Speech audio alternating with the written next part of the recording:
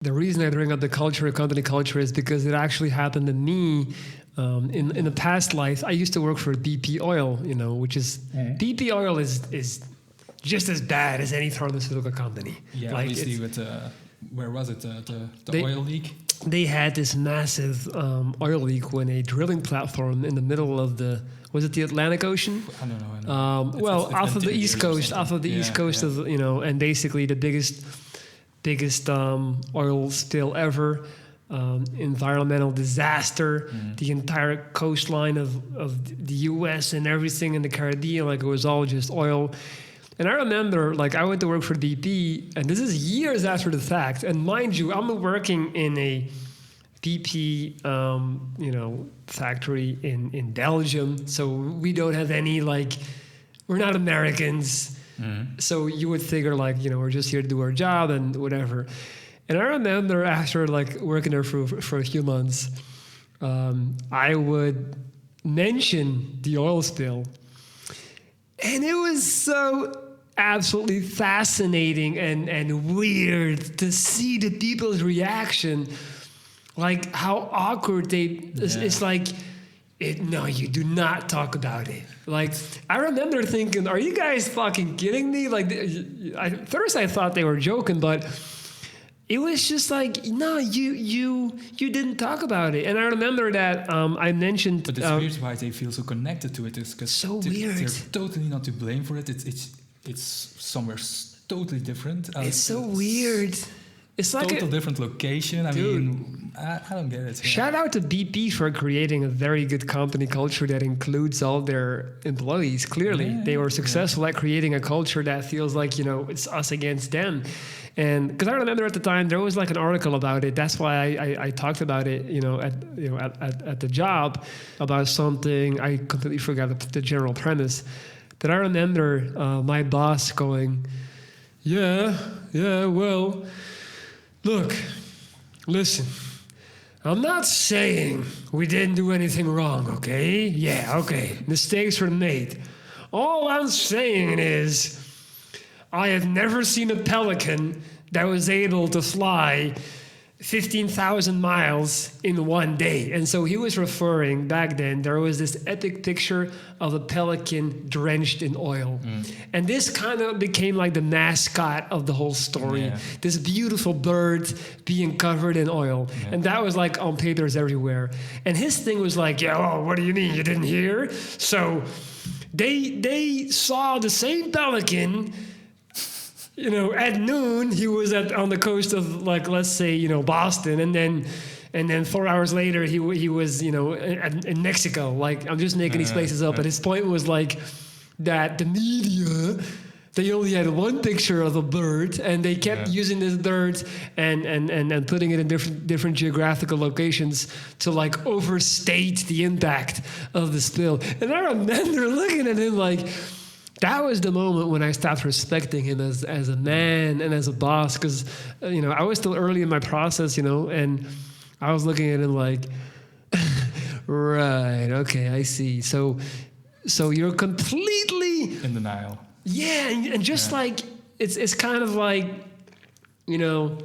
oh, dude, you fucked my wife. I know you did. I got videotape of it, and then you want to make this whole point. It's like, listen, man, technically I didn't fuck her. Like, I just used my fingers. Like, it's like, so you shouldn't be, like, it's like, okay. What are we, I'm not sure if that was the best analogy. I'm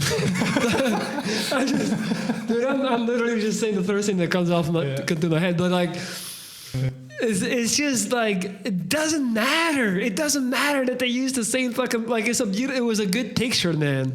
And that was just weird overall. Like, that whole vibe, that whole atmosphere. And whenever it came to BP, they were just like, they were saints. Yeah, you don't talk about it. That was the whole. You just didn't talk about it. You didn't mention it. Like, just keep it moving. Because it cost a lot of money for them.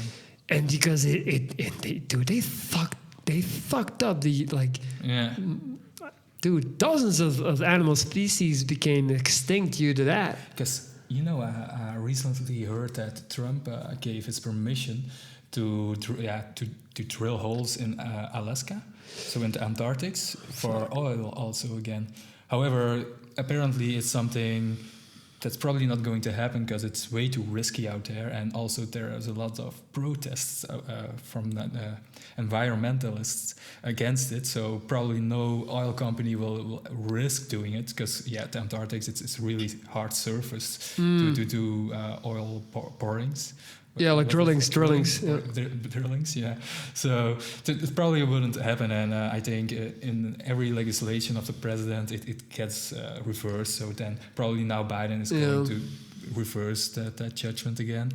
But I think it's interesting. Like, are we still going to drill for oil? Yeah, the coming years, and aren't we going to stop it? Like, we need some new energy on it, and I feel like the U.S. I hope Biden really changes this strategy. They want to be independent. That's their thing. If they can drill their own oil, they don't need the Middle East, and they don't need China, and they don't. So that's their whole thing. Like, they want to be able to be independent, and I guess that comes at any cost for them, I guess. Yeah, well, it's the environment, right? And we'll see. I mean, but again, the Americans do. They're like many Americans. They're like, dude. Nobody talks about, like, they're all on our ass for fracking and doing all these things. Mm-hmm. Nobody talks about China and Russia, like they're fucking polluting shit too. It's this very juvenile mentality of like they're doing it too. It's like, it's kind of childish, huh? Yeah, but dude, you would be surprised, man. Like, and I'm not gonna get into this again because I've already spoken about this a million times in this podcast, but there's a very vast distinction between our idea of Americans and most Americans. Like, a lot of Americans that I meet are quite conservative, and they're not all pro-environment, and they're not as politically correct and like educated as you would think. Mm-hmm. No, let me get that. They are educated, but still they make the decision where it's like, no, we have to put our independence first. Do you need help making better decisions in your life? Are you lacking self-confidence and motivation to get things done? Hire me today and get a direct daily line of communication with me through video chat and audio messages. I operate on a week-to-week basis, so no long-term investment is required. 7 straight days of Viking advice will get you right on track. Email me at lorenz.dries@gmail.com and change your reality. I'm ready whenever you are. See you soon.